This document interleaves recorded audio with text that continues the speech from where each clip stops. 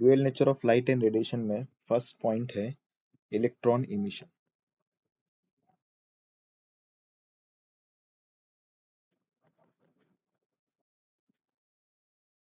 अब इसका मतलब ये होता है कि किसी मेटल से इलेक्ट्रॉन जब बाहर आता है तो वो किस तरीके से, किन तरीकों से बाहर निकाला जा सकता है।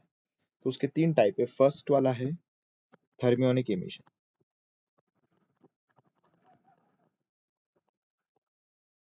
अब इसका क्या मतलब है कि एक फिलामेंट है और उस फिलामेंट को हमने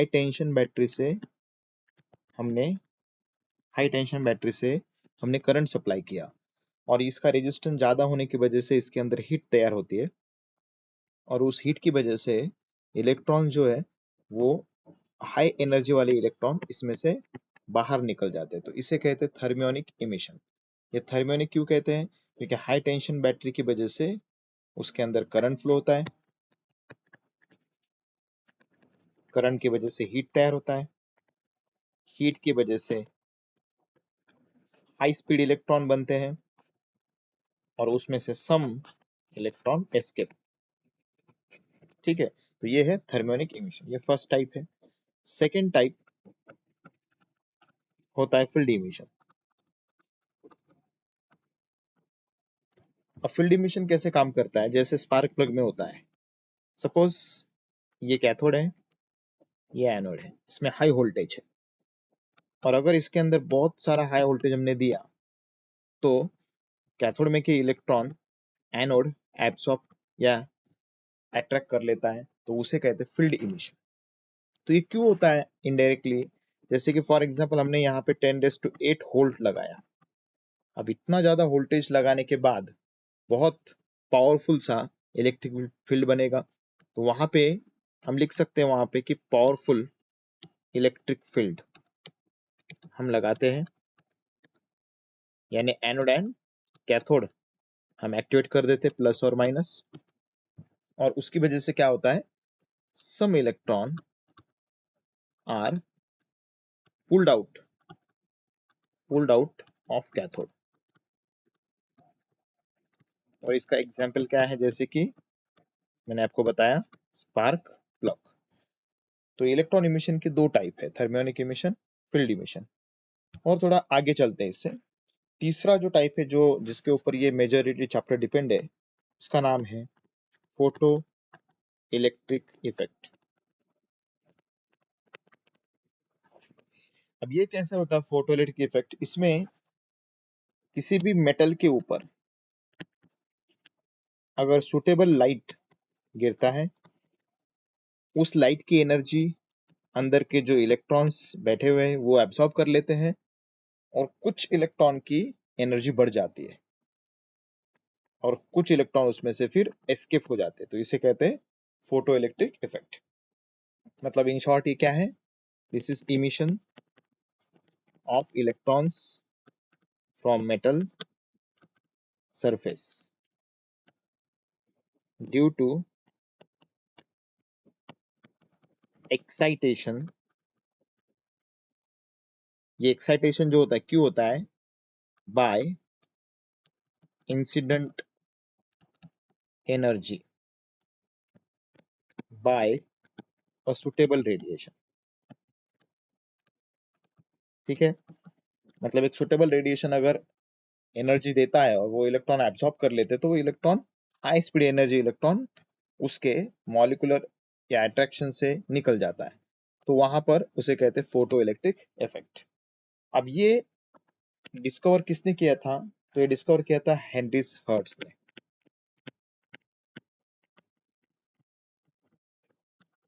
और ये डिस्कवर हुआ था 1887 में।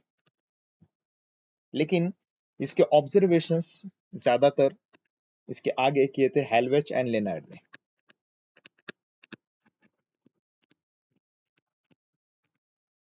Made observations.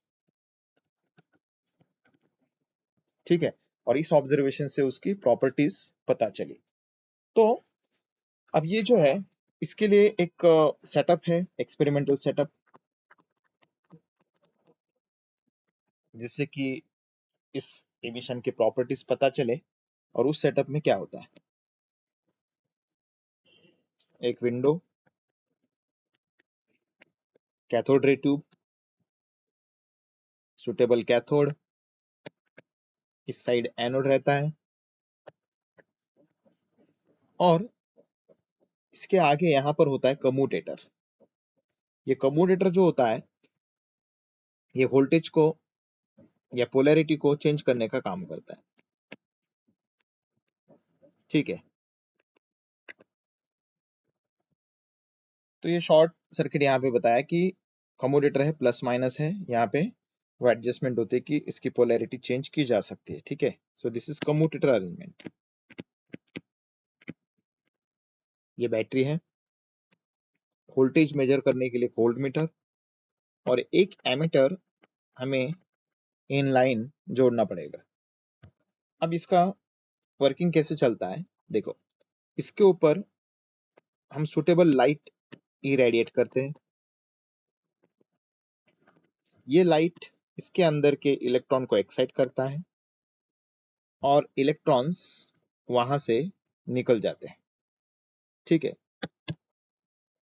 तो ये इलेक्ट्रॉन समझो यहाँ से एस्केप आउट होते हैं, and this electron reach to anode, positive anode. ठीक है, तो ये प्रोसेस होता है और हमें पता चलता है कि कितना करंट फ्लो हो रहा है। हम पोलैरिटी चेंज करके देख सकते हैं, वोल्टेज चेक कर सकते हैं। तो ये सब सारी चीजें एक्सपेरिमेंटल सेटअप में आ जाती। तो इस सेटअप से क्या ऑब्जर्वेशंस इन शॉर्ट इनको मिले, तो फर्स्ट वाला है दिस इज इंस्टेंटेनियस प्रोसेस, मतलब we are talking about photo electric effect is instantaneous, मतलब वो इतना कम टाइम लगता है इसको कि जनरली 10⁻⁻⁸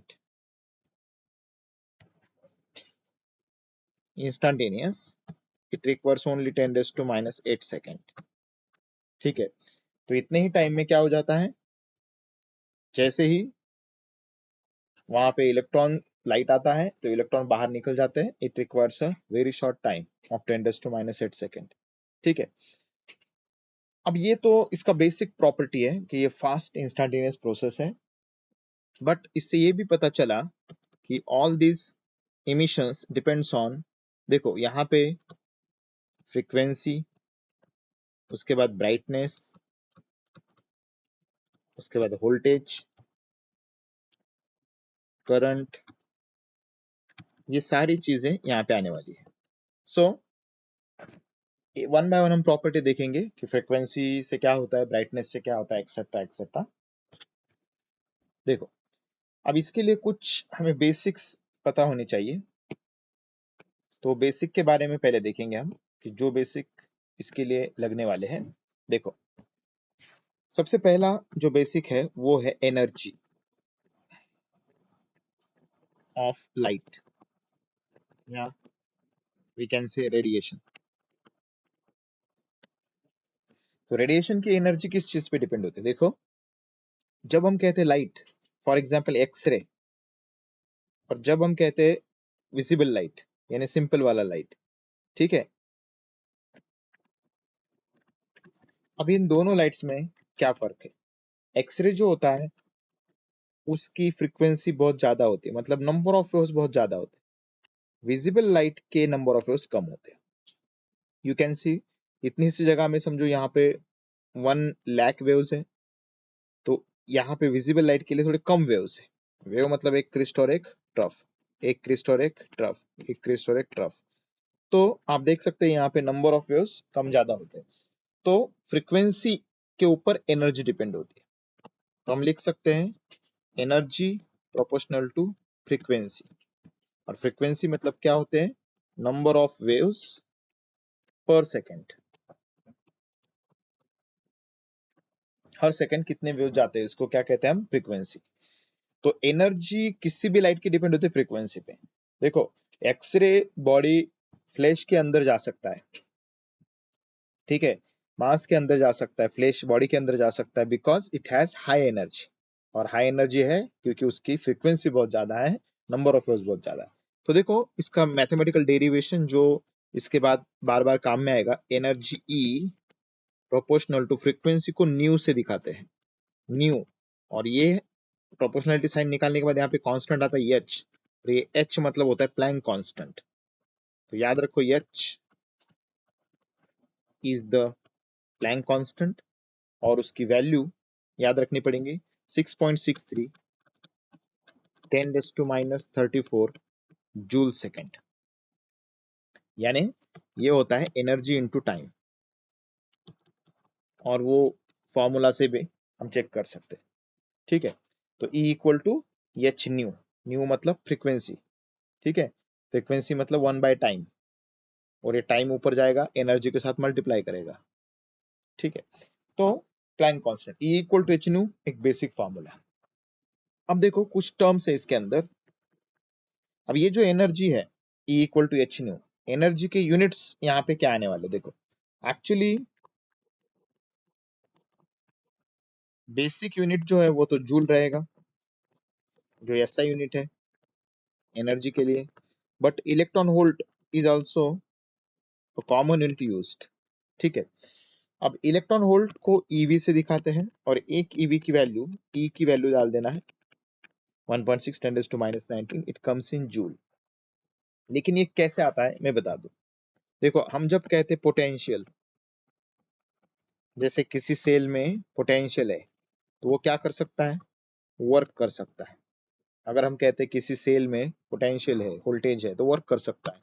वर्क किसके ऊपर कर सकता है, चार्ज के ऊपर। तो वर्क का फॉर्मूला क्या है, वी क्यू।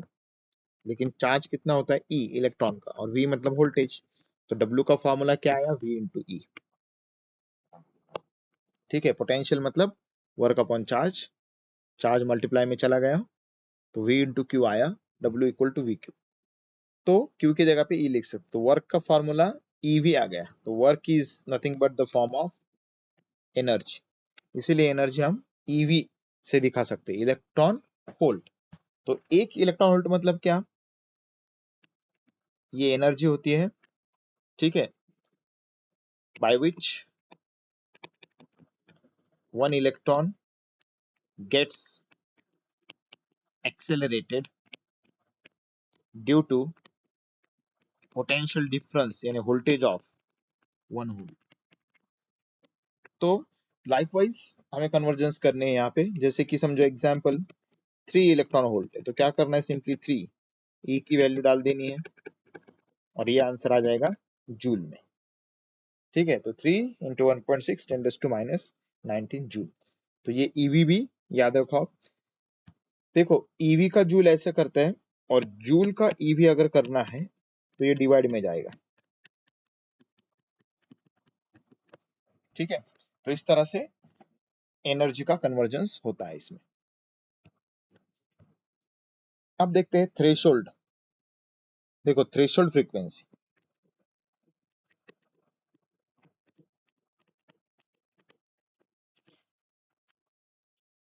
जब इलेक्ट्रॉन इसमें से बाहर आएगा तब इसका ये मतलब है कि कम से कम उतनी एनर्जी हमें देनी पड़ेगी जितनी की इलेक्ट्रॉन को बाहर आने के लिए लगती है।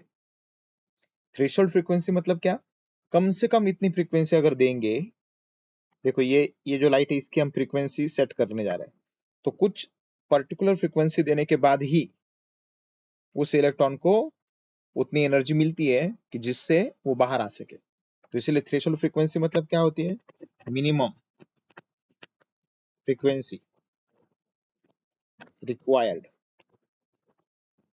फॉर कौन सा लाइट, जो यहाँ पे इंसिडेंट होने वाला है, किस लिए, टू इजेक्ट इलेक्ट्रॉन्स। तो उसे कहते हैं थ्रेशोल्ड फ्रीक्वेंसी। वैसे ही कंसेप्ट है थ्रेशोल्ड वेवलेंथ। अब देखो बेसिक्स में और एक यहाँ पे फॉर्मूला बताता हूँ। देखो लाइट वेलोसिटी मतलब, कोई भी वेलोसिटी मतलब डिस्टेंस अपॉन टाइम। अगर एक वेव का डिस्टेंस है तो वो लैम्डा है, टाइम उसका कैपिटल टी है, और वेलोसिटी सी है।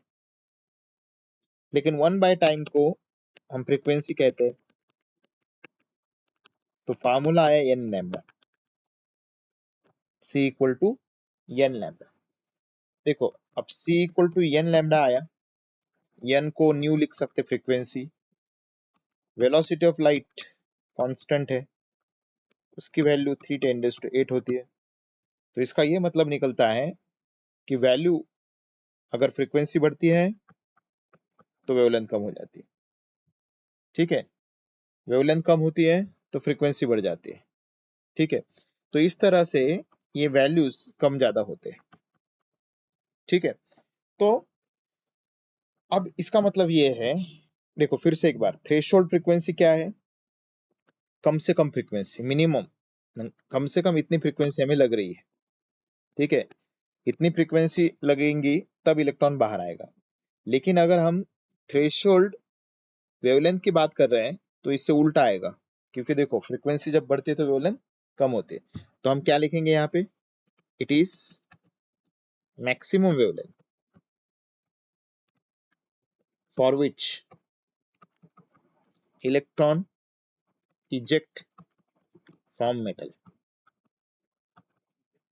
तो क्या मतलब हुआ मैक्सिमम का? मतलब इससे ज्यादा नहीं जमेगा। समझ में आया क्या? अब थ्रेशोल्ड वेवलेंथ जो है, समझो फॉर एग्जाम्पल इसको दिखाते हैं लैम्डा 0 से, थ्रेशोल्ड फ्रीक्वेंसी को न्यू नॉट से। जैसे कि एग्जाम्पल, अगर लैम्डा 0 3000 है, मतलब ये मैक्सिमम है, इससे आगे नहीं जमेगा। तो बताओ फिर 2000 अगर हमने दिया तो चलेगा क्या? ये 3000 तो मैक्सिमम है, तो नहीं चलेगा। मतलब hence that is electron can't be ejected by 2000 angstrom. ठीक है, तो इस तरह से ये होता है। देखो थ्रेशोल्ड फ्रीक्वेंसी मतलब कम से कम इतनी चाहिए, उससे ज्यादा जमेगा। फॉर एग्जांपल देखो, थ्रेशोल्ड फ्रीक्वेंसी समझो 2 × 10⁻14 हर्ट्ज है, तो ये जमेगी कि नहीं? 2.1 × 10⁻14 ये चलेगी। कम से कम इतनी चाहिए, उससे ज्यादा तो चलती है। थ्रेशोल्ड वेवलेंथ का उल्टा होता है, थ्रेशोल्ड वेवलेंथ पहले से मैक्सिमम होती है। ठीक है, उससे कम वाली चलती है यहाँ पर। अब देखो work function, photo electric work function.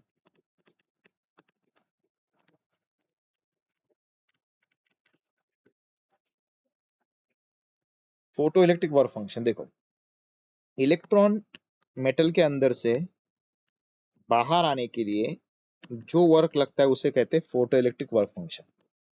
Work या फिर this is nothing but energy, this is required किस लिए?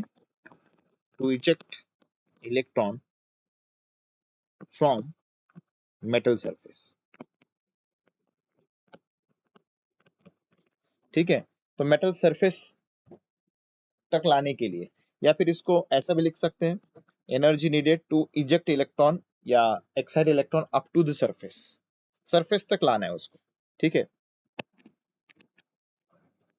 और to excite electron to reach कहां तक? Up to surface. तो इसे कहते हैं फोटो इलेक्ट्रिक वर्क फंक्शन। देखो जैसा पहले बताया कि कोई भी एनर्जी प्रोपोर्शनल टू फ्रीक्वेंसी होती है, वैसे वर्क फंक्शन भी प्रोपोर्शनल टू फ्रीक्वेंसी होता है। ठीक है, कौन सी फ्रीक्वेंसी? लेकिन वही थ्रेशोल्ड वाली, जिस जिससे कि इलेक्ट्रॉन बाहर निकल सकता है। ठीक है, तो फोटोइलेक्ट्रिक वर्क फंक्शन मैच करता है थ्रेशोल्ड वैल्यूज के साथ, मतलब एक कम से कम वाला है। तो क्या आएगा फिर यहाँ पे? फिर से एच न्यू 0। वर्क फंक्शन को फाई नॉट से भी दिखाते हैं, W0 से भी दिखाते हैं, और इसका फार्मूला आएगा एच न्यू 0। लेकिन आप अभी जो बताया कि देखो C equal to nu lambda, ये एक बार अच्छे से चेक कर लो। C की वैल्यू न्यू लैम्डा होती है, तो न्यू की वैल्यू क्या होती है? फिर साइड में लिख देते हैं, nu equal to C by lambda. तो यही इसमें पुट करेंगे अभी, तो इसकी वैल्यू क्या आएगी? एच सी बाय लैम्डा सी। इसके आगे लिख देता हूँ एच सी बाय लैम्डा सी। देखो ये जो न्यू जीरो है इसकी वैल्यू है c बाय लैम्डा जीरो। ठीक है, तो वर्क फंक्शन की वैल्यू ये आ जाती है। देख लो एनर्जी प्रोपोर्शनल टू क्या होता है, frequency. W zero proportional to क्या होता है, फ्रीक्वेंसी। और वहां पे इक्वल टू क्या आता है फिर, एच न्यू जीरो।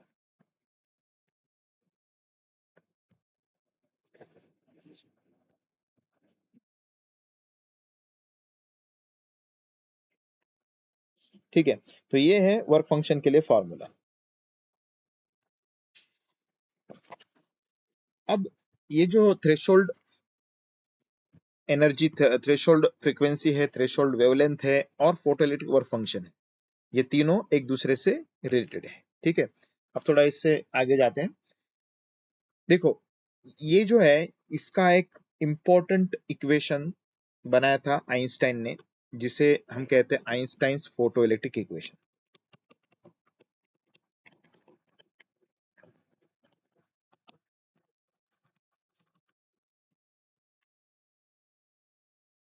और इसी इक्वेशन के कारण आइंस्टाइन को नोबेल प्राइज भी मिला था 1931 में। ये इक्वेशन 1905 का है। अब देखो, जब किसी मेटल के ऊपर हम लाइट इंसिडेंट करते हैं, सुटेबल लाइट हम इंसिडेंट करते हैं, वो उस लाइट की एनर्जी ये इलेक्ट्रॉन्स एब्जॉर्ब कर लेते हैं, फिर इनकी स्पीड बढ़ती है और कुछ इलेक्ट्रॉन की स्पीड इतनी ज्यादा हो जाती है कि वो स्ट्रक्चरल अट्रैक्शन से बाहर निकल जाते हैं। ठीक है, तो ये ओवरऑल कंडीशन है फोटोइलेक्ट्रिक वर्क फंक्शन की, फोटोइलेक्ट्रिक इफेक्ट की। लेकिन इसका इक्वेशन कैसा है देखो, जिस लाइट से हम यहाँ पे इरेडिएट कर रहे हैं, मतलब इंसिडेंट एनर्जी,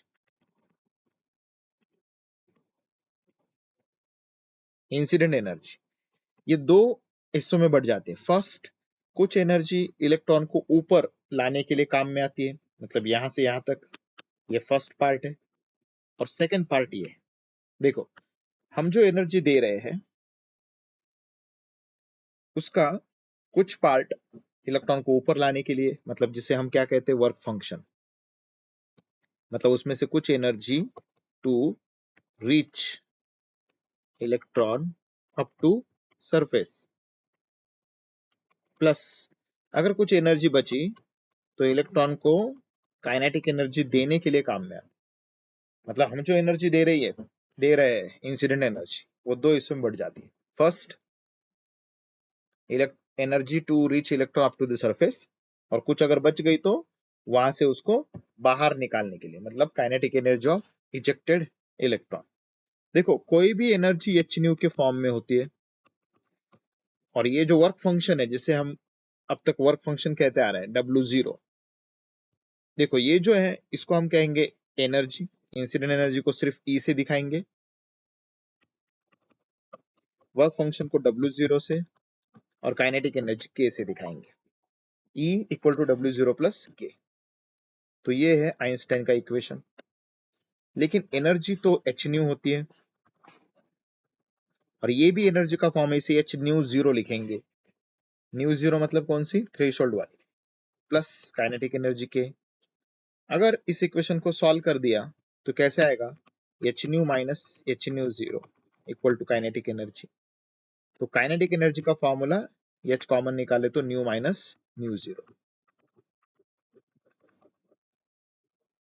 ठीक है, अगर हमें स्पीड ऑफ इलेक्ट्रॉन निकालनी है तो काइनेटिक एनर्जी का फॉर्मूला डाल सकते हैं, हाफ एम वी स्क्वायर, इधर H nu minus nu zero, ये दो मल्टीप्लाई में आ जाएगा, two H nu minus nu zero divided by M equal to V square.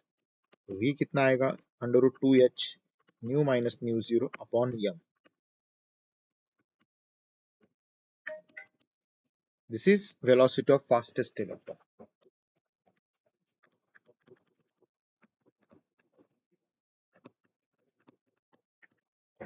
अब इसको ही हम लैम्बडा के फॉर्म में भी कर सकते हैं। देखो अंडर रूट टू एच, अब न्यू कितना होता है, सी बाय लैम्बडा, जैसा मैंने आपको बताया था अभी। देखो न्यू कितना होता है, सी बाय लैम्बडा। तो यहाँ पे सी, यहाँ पे कॉमन निकालेंगे, यम तो है ही, और इधर आएगा 1/λ, इधर आएगा λ0। तो ये फॉर्मूला भी चलेगा। मतलब ये कब यूज करना है न्यू माइनस न्यू जीरो, जब फ्रीक्वेंसी दिया है तब, और ये कब यूज करना है जब वेवलेंथ दिया है तब। और ये किसके लिए है, velocity of the fastest electron. ठीक है, तो ये आइंस्टाइन का इक्वेशन है।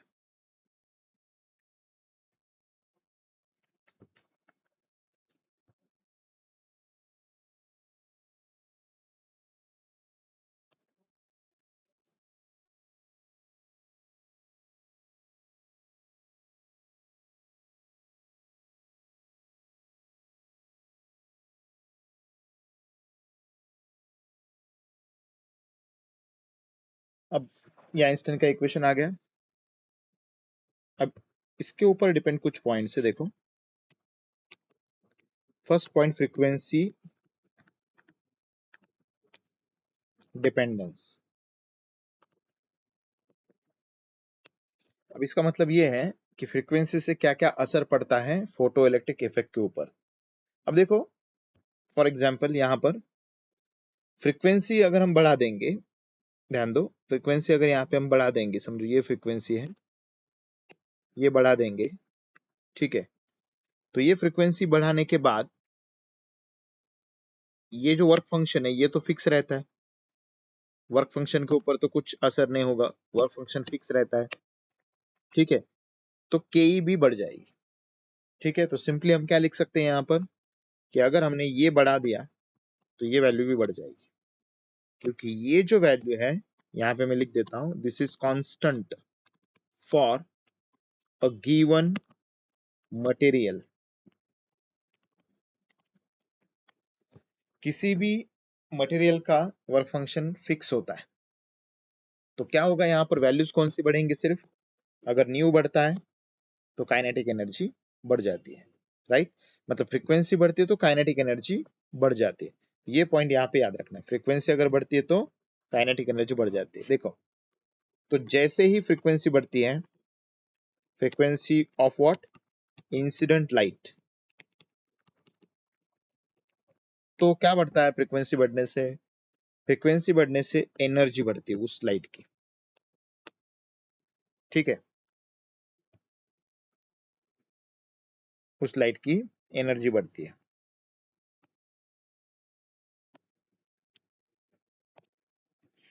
और फ्रीक्वेंसी बढ़ने से एनर्जी बढ़ती है, एनर्जी कौन सी energy, incident energy, we can write incident energy. और इंसिडेंट एनर्जी जब बढ़ती है तब kinetic energy of ejected electron वो भी बढ़ती है। क्यों, इसका रीजन ये है, because work function is constant, ये तो नहीं बढ़ रहा है ना। और अगर काइनेटिक एनर्जी बढ़ गई तो उन इलेक्ट्रॉन्स को स्टॉप करना मुश्किल हो जाएगा। मतलब उनको स्टॉप करने के लिए जो वोल्टेज लगेगा वो स्टॉपिंग पोटेंशियल भी बढ़ जाएगा। ठीक है, तो देखो अब ये स्टॉपिंग पोटेंशियल क्या है हम थोड़ा डिस्कस करते हैं यहाँ पे इसी फ्रेम में।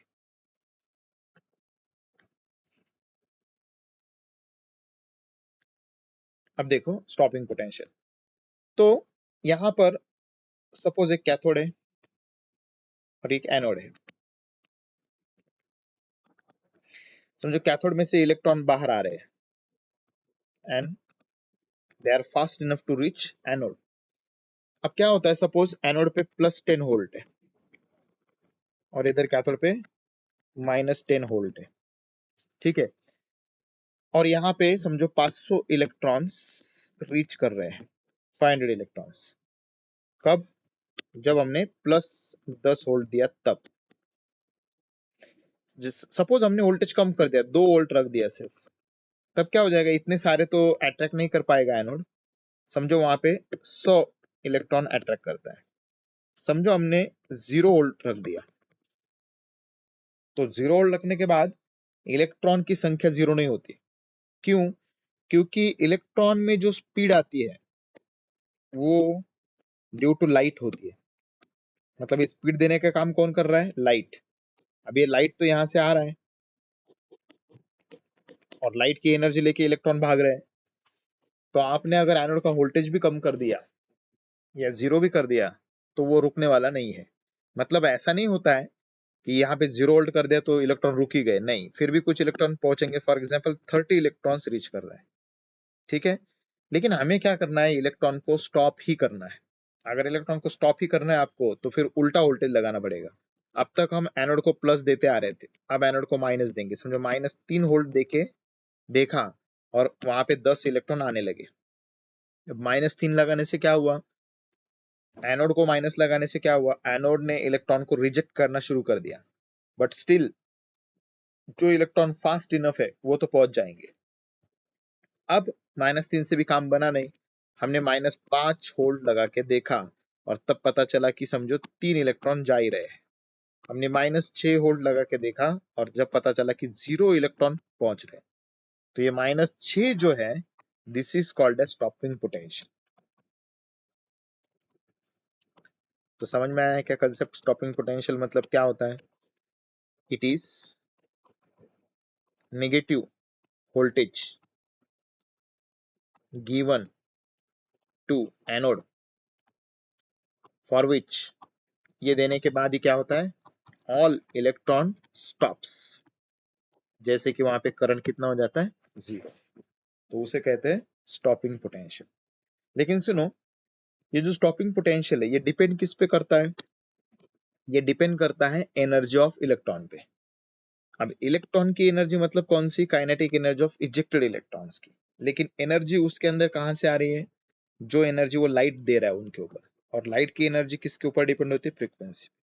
फिर से एक बार देखते हैं, फ्रीक्वेंसी जितनी ज्यादा रहेंगी लाइट की, उतना इंसिडेंट एनर्जी भी ज्यादा रहेगी। देखो ये हाईलाइट कर रहा हूं इसको मैं।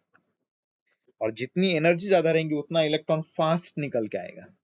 और जितना इलेक्ट्रॉन फास्ट निकल के आएगा उतना उसको स्टॉप करने के लिए ज्यादा वोल्टेज रिवर्स में हमें देना पड़ेगा, ठीक है। तो इसीलिए फ्रीक्वेंसी का डिपेंडेंस अच्छे से याद रखो, ठीक है। ये हो गया एक, फ्रीक्वेंसी का डिपेंडेंस।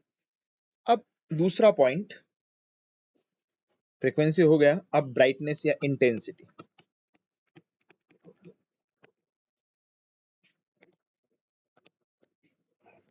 अब देखो इंटेंसिटी का डिपेंडेंस कैसे होता है कि जब हम कहते हैं लाइट एकदम इंटेंस है, इंटेंसिटी ऑफ लाइट,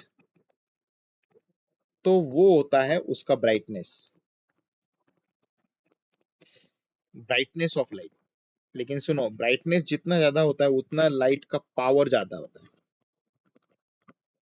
जैसे कि एग्जांपल 30 वाट का लाइट है, उससे 50 वाट का अच्छा रहेगा। पावर जितना ज्यादा रहेगा उतने नंबर ऑफ फोटॉन्स उसमें ज्यादा रहते हैं। लाइट के पार्टिकल्स को फोटॉन कहते हैं, वो ज्यादा रहेंगे। जितने फोटॉन्स रहते हैं उतने ही इलेक्ट्रॉन्स वहां पे इजेक्ट हो सकते हैं। और जितने इलेक्ट्रॉन वहां पे इजेक्ट होंगे उतना ही वहां पे क्या बनेगा, करंट। और जितना करंट वहां पे बनेगा उतना ही वहां पे रहेगा सैचुरेशन करंट। सैचुरेशन करंट क्या है वो भी हम देखेंगे। देखो, लाइट ब्राइट है इसका मतलब उसमें इंटेंसिटी है, इंटेंसिटी है तो ब्राइटनेस ज्यादा है, ब्राइटनेस ज्यादा है तो पावर ज्यादा है, पावर ज्यादा है तो वो ज्यादा फोटॉन्स निकलेंगे बाहर। जितने फोटॉन्स आते हैं उतने ही इलेक्ट्रॉन निकल सकते हैं। ऐसा होता नहीं कि 10 फोटॉन है तो एक इलेक्ट्रॉन। तो ये एक फोटॉन इक्विवेलेंट टू 1 इलेक्ट्रॉन। और जितने इलेक्ट्रॉन बाहर निकलेंगे उतना ही करंट, और जितना करंट निकलेगा उतना ही वहां पर सैचुरेशन करंट। तो इंटेंसिटी इन चीजों पे डिपेंड करती है। लेकिन एक बार ये देखना है कि सैचुरेशन करंट क्या है।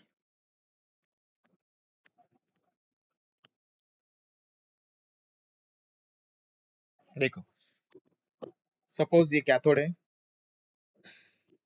इधर एनोड है, और इसमें से इलेक्ट्रॉन निकल रहे, suppose it is ejecting some 300 electrons, ठीक है। अब बताओ, यहाँ पे +10 वोल्ट है, 300 में से ये 200 तो एब्जॉर्ब कर पा रहा है, ठीक है। देखो पूरे कितने थे, 300, 300 में से एब्जॉर्ब कितने हुए, 200। कब हुए? जब हमने कितना वोल्ट दिया, +10। अगर हमने 12 वोल्ट लगा दिया तो समझो 250, और हमने 13 वोल्ट लगाया तो पूरे के पूरे 300 ऑब्जॉर्ब कर रहा है। अब इससे आगे क्या होगा? If you apply still more voltage then it will be in vain, because वहां पे 300 ही इलेक्ट्रॉन है अवेलेबल। 300 से ज्यादा तो एब्जॉर्ब हो ही नहीं सकते। मतलब सैचुरेशन करंट मतलब क्या कि नंबर ऑफ इलेक्ट्रॉन, कौन से electron? Maximum number of electron that reach to anode for a given positive voltage. समझ में आया? तो क्या होता है, हमें क्या करना पड़ता है, यहाँ पे वोल्टेज देना पड़ता है, और वोल्टेज देने के बाद इलेक्ट्रॉन की संख्या बढ़ जाती है, but it is up to certain limit, that is called as, उसे हम क्या कहते हैं?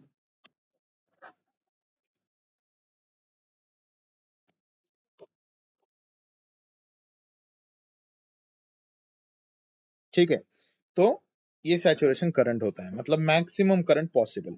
और सैचुरेशन करंट डिपेंड किस पे करता है? जैसा ये ऊपर के स्लाइड में हमने देखा है, it depends on intensity of light. अब देखो, इससे ग्राफ हम बनाएंगे। देखो अभी इसका एक ग्राफ बनाएंगे। देखो सपोज वोल्टेज हमने इधर दिखाया है एक्स एक्सिस पे, और करंट हम वाई एक्सिस पे दिखा रहे हैं। अब देखो ध्यान से, सपोज यहां पर इसका स्टॉपिंग पोटेंशियल -5 वोल्ट है। अब -5 वोल्ट स्टॉपिंग पोटेंशियल, इसका मतलब क्या है कि फिर से देखते एक बार, देखो स्टॉपिंग पोटेंशियल किधर लिखा है, देखो यहाँ पे समझो -6 वोल्ट स्टॉपिंग पोटेंशियल। इसका मतलब क्या होता है कि इतना वोल्टेज एनोड को अगर दिया तो इलेक्ट्रॉन बाहर ही नहीं निकलेगा। समझ में आया क्या? एनोड का वोल्टेज ज्यादा और पॉजिटिव चाहिए, वो नेगेटिव रहता है तो फिर इलेक्ट्रॉन बाहर नहीं निकल सकता है। ठीक है, तो देखो अभी यहाँ पर क्या होता है कि -5 वोल्ट पे एक भी इलेक्ट्रॉन नहीं निकल रहा है सपोज, लेकिन आपने -4 दे दिया तो फिर निकलेंगे, -3 दे दिया तो निकलेंगे, 0 वोल्ट को भी इलेक्ट्रॉन बाहर निकलेंगे, फिर 3 वोल्ट दिया, 3 वोल्ट को अच्छे खासे इलेक्ट्रॉन निकल रहे हैं। लेकिन क्या हुआ, 5 वोल्ट को या 6 वोल्ट को मैक्सिमम इलेक्ट्रॉन एब्जॉर्ब हो जा रहे हैं, उससे ज्यादा आ ही नहीं सकते अभी। कहाँ पे देखा ये? सैचुरेशन करंट में। देखो सैचुरेशन करंट में क्या देखा हमने, पहले कितने थे? बेसिकली 300। 300 में से कितने आ रहे थे? 200। कब आ रहे थे? जब 10 वोल्ट दिया था। जब हमने वोल्टेज बढ़ा दिया तब 250 तक पहुंच गए। 13 वोल्ट पे क्या हुआ, 300 के 300 पहुंच गए। तो ये इसका क्या है? सैचुरेशन करंट है। तो सैचुरेशन करंट एक पर्टिकुलर वोल्टेज को बनता है, तो हम फॉर आवर रेफरेंस इसको कहेंगे सैचुरेशन वोल्टेज। अब सैचुरेशन वोल्टेज का मतलब क्या है कि इतना वोल्टेज देने के बाद सारे के सारे इलेक्ट्रॉन पहुंच जाएंगे, उसके आगे वोल्टेज बढ़ा के कुछ फायदा नहीं है। जैसे कि इस एग्जांपल में सपोज 6 वोल्ट सैचुरेशन है, तो इसका मतलब क्या है, 6 वोल्ट तक बढ़ते जाएंगे। लेकिन 6 वोल्ट के बाद आपने 8 वोल्ट भी किया, 10 भी किया, कुछ भी किया, तो नंबर ऑफ इलेक्ट्रॉन्स नहीं बढ़ेंगे। इलेक्ट्रॉन्स नहीं बढ़े तो उसका करंट फिक्स रहता है। तो ये आ गया इसका सैचुरेशन करंट। ठीक है, सैचुरेशन करंट। ये पहला लाइट था। अब हमने दूसरा लाइट लिया। वो दूसरा लाइट जो था उसका स्टॉपिंग वोल्टेज -7 था। मतलब -7 पे उसके इलेक्ट्रॉन स्टॉप होते थे, लेकिन -5 पे कुछ आते थे, -2 पे भी, 0 पे भी। ठीक है, लेकिन 6 वोल्ट के बाद उसका भी करंट फिक्स हो जाता था। फिर हमने तीसरा लाइट लिया जिसका स्टॉपिंग वोल्टेज 10 है। The same story again, and again the saturation current is same. अब ये जो ग्राफ है इसका क्या मीनिंग निकलता है, देखो ध्यान से। इधर क्या क्या अलग है, ये देखो, इसका -5, इसका -7, इसका -10, मतलब क्या है यहाँ पर? डिफरेंट, बोलो, different stopping voltages. Stopping voltage जब अलग रहता है तब इसका मतलब, देखो stopping voltage kinetic energy, incident energy और फ्रीक्वेंसी। ठीक है, तो फ्रीक्वेंसी ऑफ इंसिडेंट लाइट जब ज्यादा रहती है तब इंसिडेंट एनर्जी बढ़ जाती है। एनर्जी बढ़ती है तो केई बढ़ती है इलेक्ट्रॉन्स की जो बाहर निकलते हैं, और केई बढ़ने से फिर उनको स्टॉप करने के लिए भी ज्यादा वोल्टेज देना पड़ता है। तो हम लिख सकते हैं यहाँ पे कि अगर स्टॉपिंग वोल्टेज डिफरेंट है, दैट इज डिफरेंट फ्रीक्वेंसी। ठीक है, उनकी फ्रीक्वेंसी डिफरेंट है। और यदि उनकी फ्रीक्वेंसी डिफरेंट है लेकिन बाद में क्या हो रहा है, उनका सैचुरेशन करंट सेम आ रहा है, but same saturation current, but same saturation current. अगर करंट सेम है तो करंट का भी ग्राफ देख लीजिए एक बार। देखो, सैचुरेशन करंट, फिर करंट, ठीक है, उसके बाद electron ejected, photons, power, brightness और इंटेंसिटी। अगर लाइट की इंटेंसिटी ज्यादा होती है तो ब्राइटनेस ज्यादा होता है, ब्राइटनेस ज्यादा है तो पावर ज्यादा होती है, पावर से फोटोन निकलते हैं, फोटोन से इलेक्ट्रॉन निकलते हैं, उससे करंट बनता है। तो हम क्या लिख सकते हैं यहाँ पे, same saturation current that is same intensity of light. तो ये जो ग्राफ अभी लिखा है इसका क्या मीनिंग आएगा, फिर क्या नाम लिख सकते हैं इसका? देखो, तो ये इसमें क्या क्या अलग है, स्टॉपिंग वोल्टेज अलग है, मतलब फ्रीक्वेंसी अलग है। और क्या सेम है इसमें, सैचुरेशन करंट, मतलब क्या सेम है इसका, ब्राइटनेस। तो सैचुरेशन करंट किसको डिनोट करता है, ब्राइटनेस को, और फ्रीक्वेंसी किसको डिनोट करती है, वोल्टेज को। तो हम क्या लिख सकते हैं यहाँ पे, same brightness and different frequency light.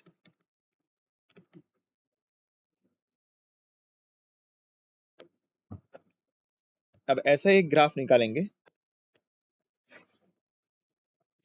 अब देखो, इसमें एक लाइट यूज किया जिसका स्टॉपिंग पोटेंशियल -2 वोल्ट है, दूसरा भी यूज किया, और हमने इसका बाद में ये अगर किया ग्राफ निकाला तो ये यहाँ से जा रहा है, मतलब इस वोल्टेज पे क्या हो रहा है, सैचुरेशन आ रहा है, मतलब करंट सैचुरेट हो रहा है। हमने दूसरा लाइट यूज किया, उसका ग्राफ कुछ ऐसे आ रहा है, तीसरा यूज किया, उसका ग्राफ कुछ ऐसे आ रहा है। अब इसका क्या मतलब है, ये जो तीनों लाइट है ये तीनों का स्टॉपिंग वोल्टेज सेम है। बोलो, स्टॉपिंग वोल्टेज अगर सेम है दैट इज, उसका क्या सेम रहेगा, लाइट का फ्रीक्वेंसी सेम। यहाँ पे क्या अलग है, बट देखो ये करंट से, हम करंट इधर दिखाते हैं, वोल्टेज इधर दिखाते हैं, बट सेम करंट्स। अब सैचुरेशन करंट सेम है, करंट डिपेंड होता है इलेक्ट्रॉन्स पे, वो डिपेंड होते हैं फोटॉन्स पे, फोटॉन डिपेंड होते हैं पावर पे, पावर डिपेंड होता है ब्राइटनेस पे, और ब्राइटनेस का मतलब है इंटेंसिटी। तो क्या लिखेंगे, सेम इंटेंसिटी। तो इसकी इंटेंसिटी सेम है, मतलब हमने ऐसे लाइट यूज किए जिस लाइट की पहले इंटेंसिटी I1 थी, दूसरा लाइट यूज किया जिसकी इंटेंसिटी I2 थी, और तीसरा लाइट यूज किया जिसकी इंटेंसिटी I3 थी। ब्राइटनेस अलग किया, जैसे एग्जाम्पल हमने 50 वैट का लाइट यूज किया, एग्जाम्पल हमने 20 वैट का लाइट यूज किया, और एग्जाम्पल हमने 10 वैट का लाइट यूज किया। ठीक है, तो इस तरीके से ये ग्राफ बनता है।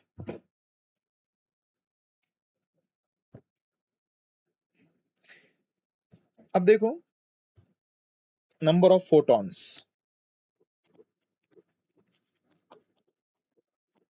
नंबर ऑफ फोटॉन्स कैसे निकालने होते हैं?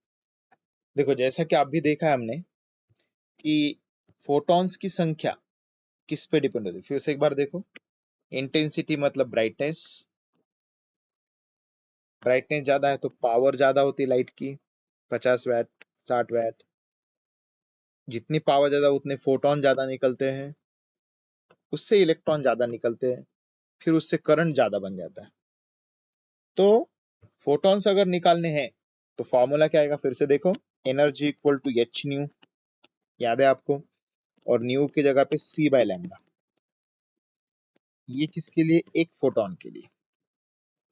अगर यहाँ पे n फोटॉन्स रहेंगे तो फॉर्मूला आएगा N H C by lambda. क्या आएगा, N H C upon lambda. अब देखो, एनर्जी जो है, एनर्जी को पावर के फॉर्म में लिखा जा सकता है, power work by time, work energy by time. तो एनर्जी को पीटी लिख सकते हैं आप। तो इसको पुट कर सकते हैं, PT equal to N H C by lambda. और नंबर ऑफ फोटॉन्स ही निकालना है तो क्या आएगा फिर, lambda P T by H C equal to number of photons. तो इससे हम नंबर ऑफ फोटॉन्स भी निकाल सकते हैं। अगर पावर दिया है, समझो एग्जांपल 30 वैट, ठीक है, 30 वैट, तो हम उसको क्या लिखने वाले हैं, 30 जूल पर सेकेंड। सो ये इक्विवेलेंट है 30 जूल के साथ में। इस तरीके से टाइम अगर दिया है कितने मिनट्स में, तो वो हम यहाँ पे डाल सकते हैं। एच मतलब प्लैंक कांस्टेंट, सी मतलब लाइट की स्पीड।